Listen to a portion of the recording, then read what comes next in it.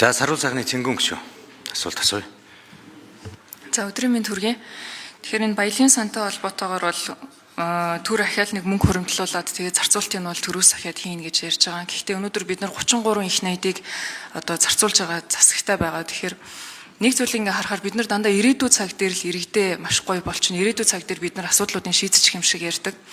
Тэгээд уран дулаан цаг ирчихээр одоо бид нар ахиад утааны асуудлаа мартаад хайж байгаа юм шиг байна.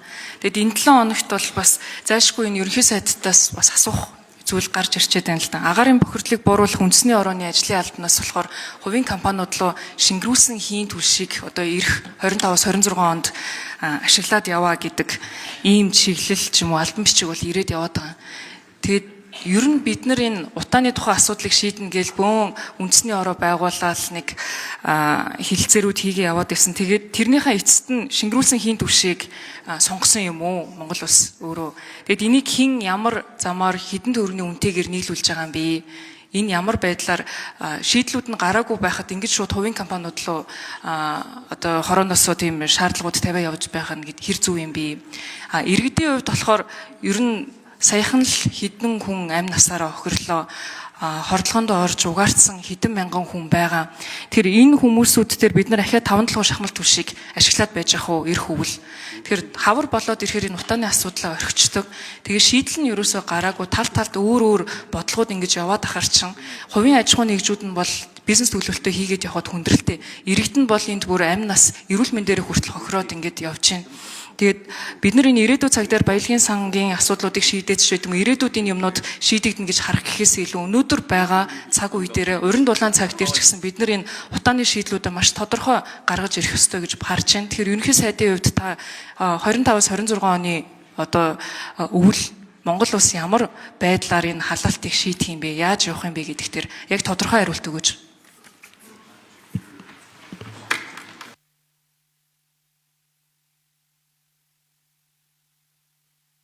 За ерөнхий сайд хариулт өгөө. Хилцэж байгаа асуудалтайгаа холбогдуулаад асууж штэ тий. Үндэсний баялагын сангийн тухай асуудал хилцэж байгаа.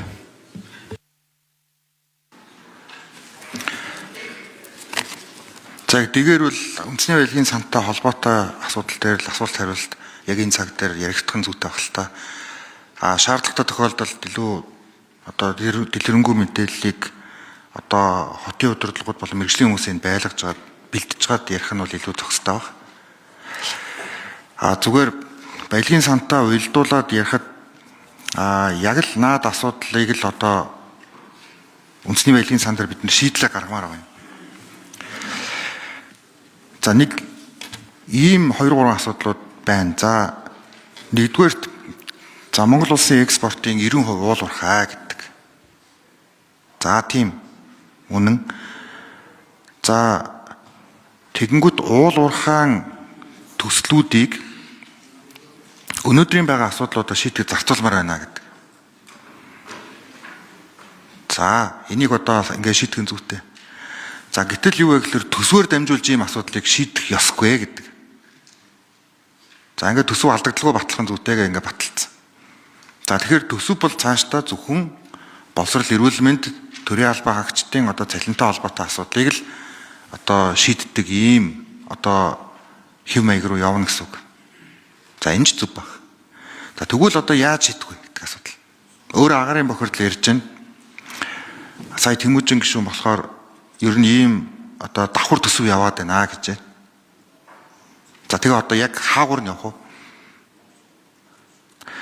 Энийг бид нар ингээд их прагматик ярмаар байгаа юм. Зүгээр ингээд яг мэдээж иргэдэд бид нар ингээд өөрөөсдийнхээ бодлоор мэдээлэл өгчдөг.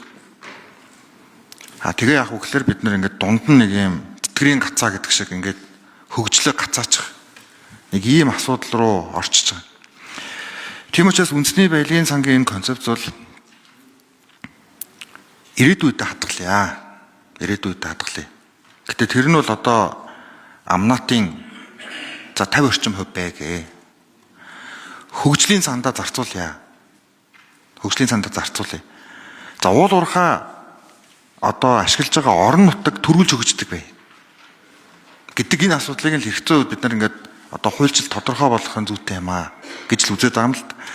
За иргэдийн нэрийн дансанд одоо хоримтлал үүсгье. За энэ нь харин зохих түвшиндээ ямар ах вэ? 34% ноогдол ашиг нь хаана орох юм? Амнаат нь хаана орох юм? Гэдэг энэ зарчмыг бид нар тогтохгүйгээр том тоо яриад за уул уурхайн төслүүдийг одоо хөдөлгөн зүйтэй гэж яриад тэгээд бид нар дахиад ингээл дороо хийрэгчээд байгаа байхгүй. Тэгэхээр одоо бид нар юу гэж гисэн бас их хурлын гишүүд та бүхэн маань их нухацтай бодорой гэж хүсэж байгаа. За одоо уул уурхайн баялгаар бид нар дэд бүтцийн асуудлыг шийдэж болохгүй. Одоо value exchange хийх нь бол буруу гэд. За ингээд шийдчих шиг амархан юм байхгүй. За төсвөр бас ийм асуудлыг шийдэж болохгүй. За зөвхөн бие өвтийн хэлбэрээр ч юм уу ингээд одоо хувийн хвшлэр шийдүүлнэ гэд. Гэтэл хувийн хвшил ашигтай бизнест л орно. Хувийн хвшил нийслэлийн дэд бүтцийг одоо шийдвэрлэх тийм үүрэг хүлээхгүй. Тийм учраас энэ бүх зүйлүүдэд бид нар баялагын сангаар дамжуулж бусад улстай адилхан хөгжлийн сандаа бид нар ямар зарчмаар хандаж асуудлуудаа шийдвэрлэх вэ? Ямар зарчмаар бид нар хадгаламж үүсгэх вэ? Ямар зарчмаар уул уурхайг ашиглуулж байгаа орон нутаг илүү давуу эрх эдэлж хөгжих вэ? Энэ зүйлийг нь бидний хувьд одоо хамтдаа нээж өгөх нь л одоо үндэсний баялагын сан. Тийм учраас энэ дээр бид нар ойлголтоо нэгтгэх нь бол одоо туйлын чухал юм. Энэ дотор агаарын бохирдолтой холбоотой, нийслэлтэй холбоотой олон асуудлууд баялагийг хэрхэн зөв зохистой ашиглах вэ гэдэг менежмент дээр л байгаа шүү дээ. Яагад гэвэл экспорт 90% уул уурхай юм чинь. Цаашлаад гэсэн мэдээж бид нэр одоо аялал жуулчлал, хөдөө аж ахуй, эрчим хүчгээ тэргүүлэх салбаруудыг гаргаж ирж болно. Гэхдээ цаг орно. Цаашлаад гэсэн ойрын одоо 15-аас 20 жил, за 30 жил магадгүй уул уурхайн салбар Монгол улсын тэргүүлэх салбар хэвээр л байх болно. Тийм учраас олон нийтийн дэмжлэг авдаг, нийгмийн дэмжлэг авдаг, орон нутгийн дэмжлэг авдаг уул уурхайн хөрөнгө оруулалт, уул уурхайн салбарыг хэрхэн хөгжүүлэх вэ гэдэг бол баялагын сан. Энэ нь өөрөө юу вэ гэхээр нийгмийнхээ тулгымцсан асуудлуудыг шийдвэрлэх ийм одоо боломжит механизм руу явах хэрэгтэй л гэсэн үг.